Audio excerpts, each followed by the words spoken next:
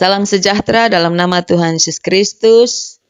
Bapak Ibu Saudara yang dikasihi Tuhan, kembali kita bertemu lagi pada kesempatan ini.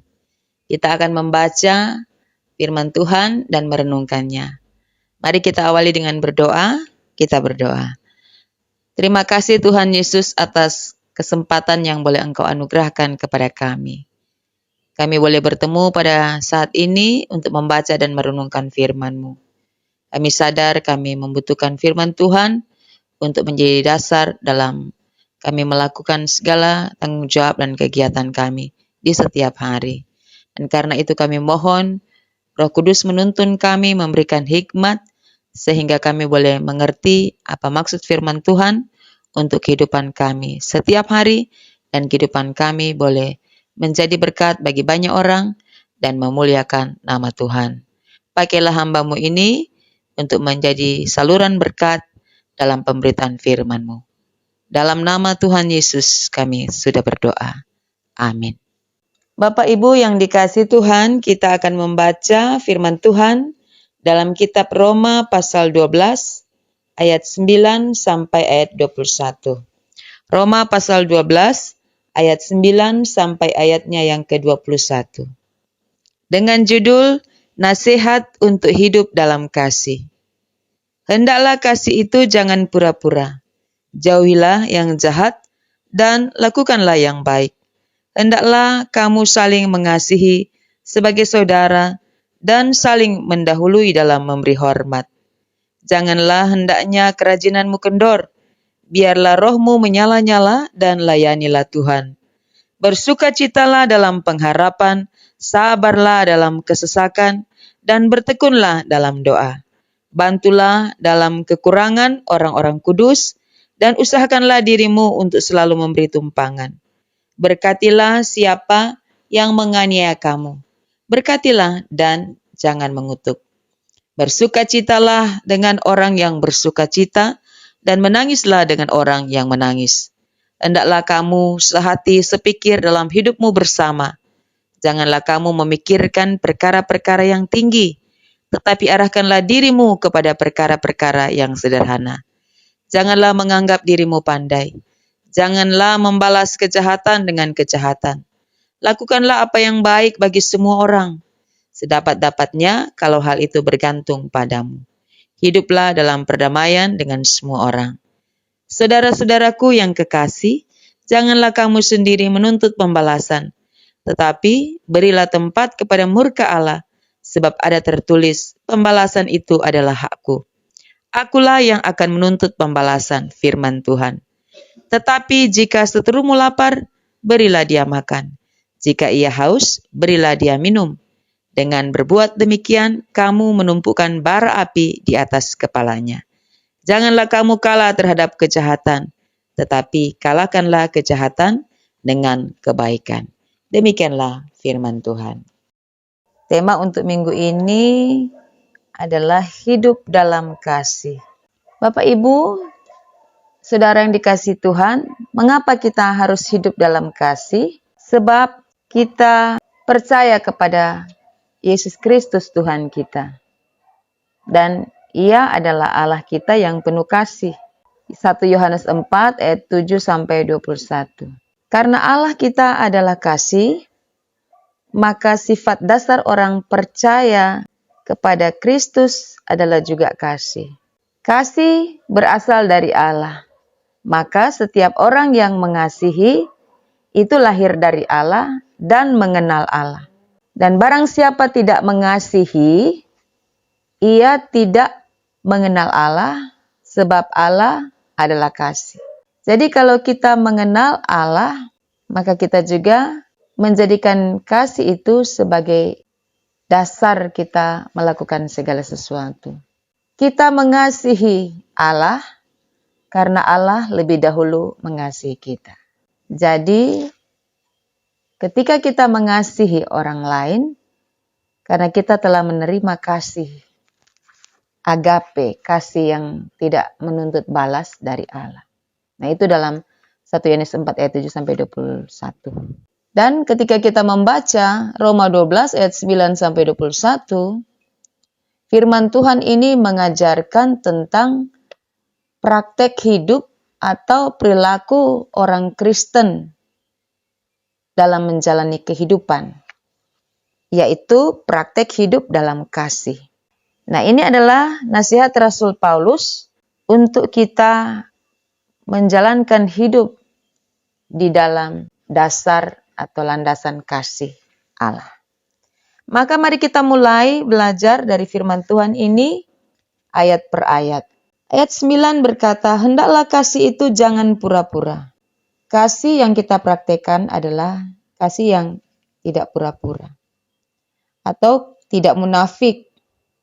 Kasih yang tulus, natural, ikhlas, tidak dibuat-buat, alami, bukan sesuatu yang palsu. Kemudian bagian B, jauhilah yang jahat dan lakukanlah yang baik. Kita disuruh untuk menjauhi yang jahat. Berarti atau artinya bencilah segala yang jahat.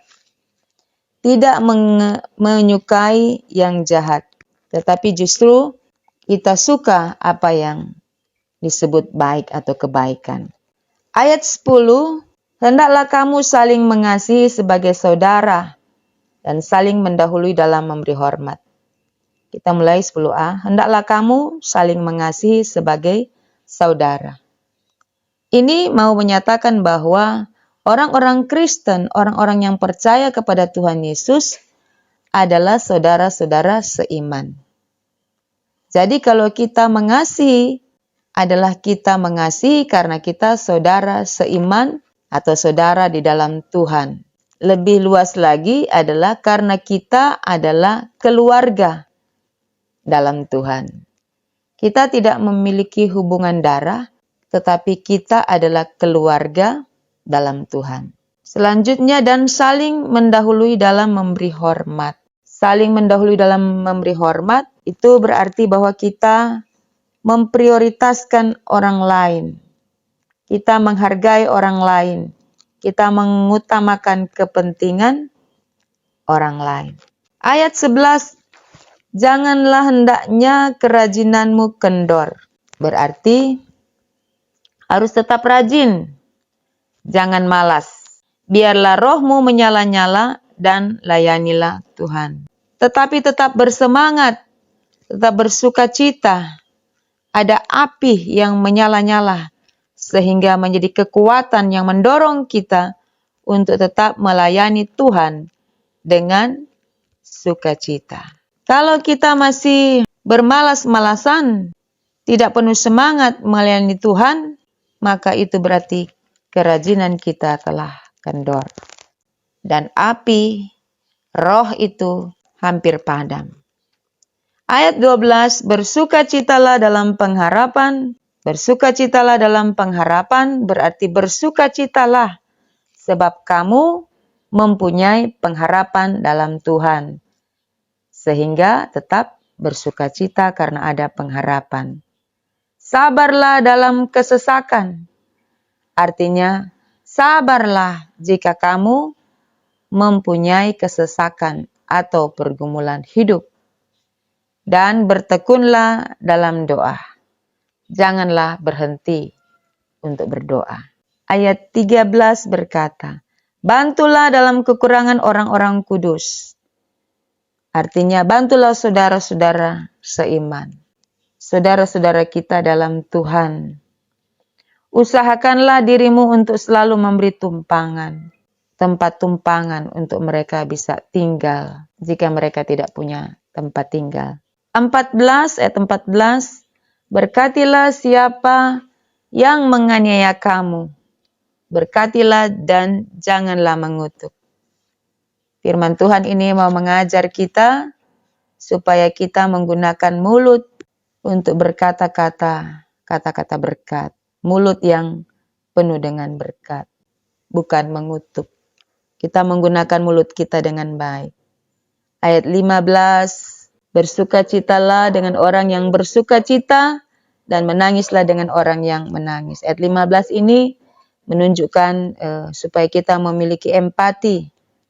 Artinya jika ada orang yang bersukacita, bergembira, kita pun turut bersukacita bergembira dengannya. Bukan justru kita mencungkel, menghambat, atau tidak suka, atau iri hati terhadap orang yang bersukacita karena sesuatu yang mereka alami. Atau mungkin karena keberhasilan, dan kita jadi iri hati karena keberhasilan itu. Kemudian menangislah dengan orang yang menangis. Artinya bila ada orang yang bersedih, orang yang bersusah hati, kita pun turut merasakannya. Ayat 16. Hendaklah kamu sehati sepikir dalam hidupmu bersama.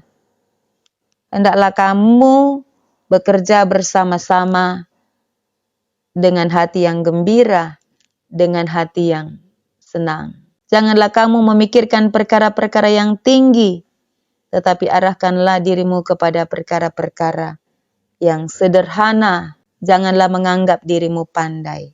Artinya bahwa bergaullah, bertemanlah juga dengan orang-orang yang biasa, yang bagi orang lain dianggap orang itu tidak penting. Jangan sok pintar, jangan sok tahu, jangan menganggap diri lebih pandai dari orang lain. Tetapi justru menjadi orang pintar tapi tidak menunjukkan kesombongan karena pintar. Dan jangan menganggap diri segala-galanya dibandingkan dengan orang lain. Ayat 17 kita baca, janganlah membalas kejahatan dengan kejahatan. Lakukanlah apa yang baik bagi semua orang. Ayat 17 ini adalah tentang sikap saya terhadap orang yang berbuat jahat. Apa sikap saya terhadap orang yang berbuat jahat kepada saya?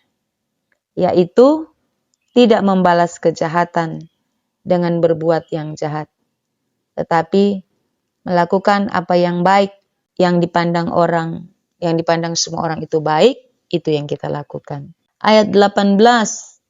Sedapat-dapatnya kalau hal itu bergantung padamu, hiduplah dalam perdamaian dengan semua orang. Ayat 18. Berarti dari pihak kita, dari diri kita sendiri untuk berdamai. Ada keinginan untuk berdamai. Sedapat-dapatnya kalau hal itu bergantung padamu, hiduplah dalam perdamaian. Berarti dari diri kita sendiri, dari pihak kita sendiri untuk mau berdamai. Jika sudah terjadi pertikaian konflik, dari diri kita sendirilah yang berusaha untuk berdamai. Dan jika belum terjadi konflik, maka usahakanlah untuk terus memelihara hidup rukun dan damai.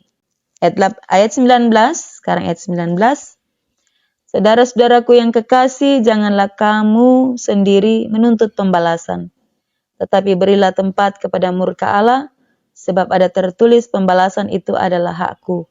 Akulah yang akan menuntut pembalasan. Firman Tuhan ayat 19.